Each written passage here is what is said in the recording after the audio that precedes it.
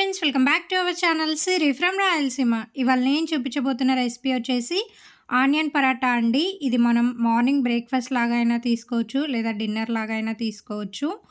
Taste అయితే చాలా బాగుంటుందండి. మన ఛానల్ని ఎవరైనా ఫస్ట్ టైం చూస్తున్నట్లయితే ప్లీజ్ సబ్స్క్రైబ్ చేసుకోండి. ఇంకా ప్రాసెస్ అయితే స్టార్ట్ చేసేద్దాం. ముందుగా ఒక బౌల్ తీసుకోవాలండి. అందులోకి గోధుమ పిండిని వేసుకోవాలి. ఇక్కడ నేను 1.5 కప్పు వరకు గోధుమ పిండిని అయితే తీసుకుంటున్నాను. నేను చూపిస్తున్న క్వాంటిటీకి 4 వరకు పరాటాలు అయితే వస్తాయండి. నెక్స్ట్ ఇందులోకి రుచికి సరిపడా ఉప్పు, అలాగే 1 స్పూన్ ఆయిల్ని వేసుకొని మొత్తం అంతా ఒకసారి బాగా మిక్స్ చేసుకోవాలి. ఇప్పుడు ఇందులోకి కొంచెం కొంచెంగా నీళ్ళని యాడ్ చేసుకుంటూ మనం నార్మల్ చపాతీ పిండిని ఎలా అయితే కలుపుకుంటామో అలాగే కలుపుకొని తీసుకోవాలి. పిండిని మొత్తాన్ని ఇలా కలుపుకున్న తర్వాత పైన ఒక 1/2 స్పూన్ ఆయిల్ని యాడ్ చేసి మొత్తం అంతా బాగా అప్లై చేసి ఒక అరగంట సేపు పిండిని పక్కకు పెట్టుకోవాలి. ఇప్పుడు పరాటాలోకి స్టఫ్ని ప్రిపేర్ చేసుకుందాం. ఒక బౌల్ తీసుకోవాలి. అందులోకి 2 మీడియం సైజ్ ఆనియన్స్ని ఇలా సన్నగా కట్ చేసి వేసుకోవాలి. అలాగే ఒక 3 పచ్చిమిర్చి, 1/2 ఇంచు అల్లాన్ని ఇలా దంచుకొని వేసుకోవాలి.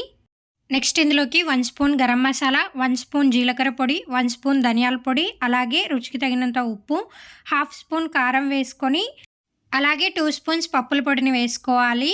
లాస్ట్లో కొంచెం కొత్తిమీర సన్నని తరుగు వేసుకొని మొత్తం అంతా బాగా మిక్స్ చేసుకోవాలి. మనం పప్పుల పొడి వేయడం వలన ఆనియన్లో ఉండే వాటర్ మొత్తం పప్పుల పొడి అనేది పీల్చుకుంటుందండి. మొత్తం అంతా బాగా మిక్స్ చేసుకొని పక్కకు పెట్టుకోవాలి. అరగంట తర్వాత పిండిని తీసుకోవాలండి. పిండి చూడండి ఎంత సాఫ్ట్గా అయిందో. ఇప్పుడు ఒకసారి మళ్ళీ 2 నిమిషాలు పిండిని మొత్తాన్ని బాగా కలుపుకోవాలి. ఇప్పుడు పిండిని మీరు డివైడ్ చేసుకోవాలండి. ఇక్కడ నేను 4 పరాటాలు అయితే చేస్తున్నాను. ఈ వీడియోలో కనిపిస్తున్న విధంగా ఈ సైజులో తీసుకోవాలి.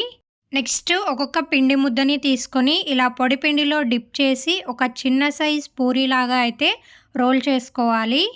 నెక్స్ట్ ఇందులోకి స్టఫ్ని పెట్టుకోవాలండి. 2 నుంచి 3 స్పూన్ల వరకు స్టఫ్ని పెట్టుకోవాలి.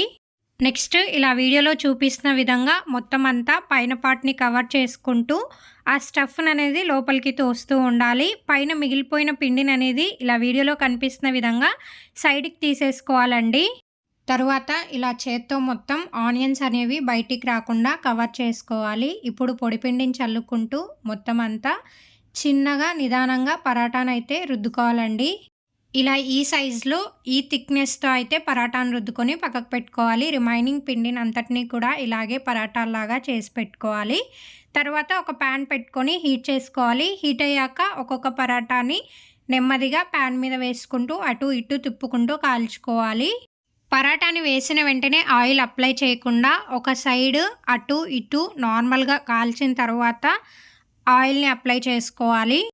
పరాటా ఇలా బాగా కాలిన తర్వాత ఇంకా పక్కకు తీసేసుకోవాలండి. అన్నిటినీ ఇలాగే కాల్చి తీసుకోవాలి. ఇక మన వేడివేడి ఆనియన్ పరాటా అయితే రెడీ అయిపోయిందండి. చూడండి, నేను లోపల పార్ట్ అనేది చూపిస్తున్నాను. ఎంత చక్కగా కుక్ అయిందో లోపల కూడా. ఇక్కడ నేను ఇందులోకి హోటల్ స్టైల్ పరాటా గ్రేవీతో అయితే సర్వ్ చేసుకుంటున్నానండి. ఆల్రెడీ ఇంతకుముందు మన ఛానల్లో ఈ గ్రేవీ ఎలా ప్రిపేర్ చేసుకోవాలనేది చూపించేశానండి. చూడని వాళ్ళు ఉంటే వెళ్ళి ఒకసారి చెక్ చేయండి. సో చూసేశారు కదండి, ఇవాళ రెసిపీ అయితే ఇది అండి. ఈ వీడియో కనుక మీకు నచ్చినట్లయితే please like, share and subscribe my channel for more videos and don't forget to press the bell icon symbol and thank you for watching.